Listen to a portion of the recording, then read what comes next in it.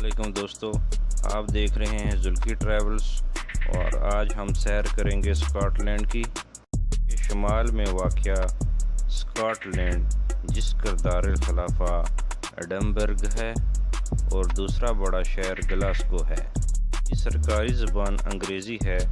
Scotland पहले बरतानिया का हिस्सा था। वीडियो शुरू करने से पहले तमाम नए आने वाले दोस्तों को खुशामदीद और गुजारिश है कि वो चैनल को सब्सक्राइब कर लें। स्कॉटलैंड को 2014 में बरतानिया से आज़ादी मिली। स्कॉटलैंड बहुत ही खूबसूरत मुल्क है।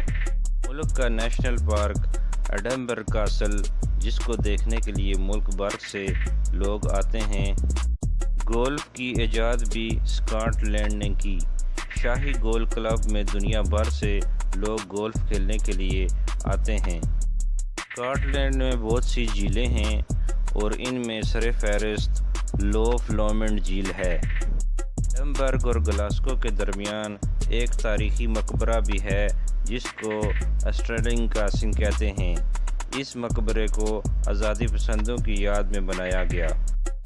1314 में इंग्लैंड और स्कॉटलैंड के दरमियान जंग भी हुई जिसमें स्कॉटलैंड की फतह हुई।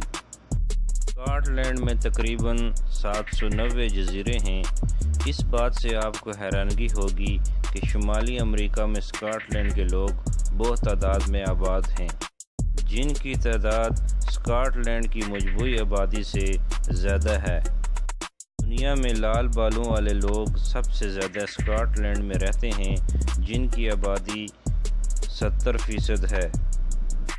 स्कॉटलैंड ने बहुत सी इजादात की, जिनमें सरफ़हरिस्त टेलीफोन है।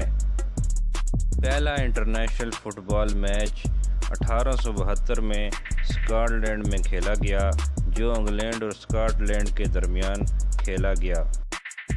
यूरोप का सबसे पुराना दरख्त भी स्कॉटलैंड में मौजूद है, जिसकी उम्र 3000 से 6000 साल बताई जाती है।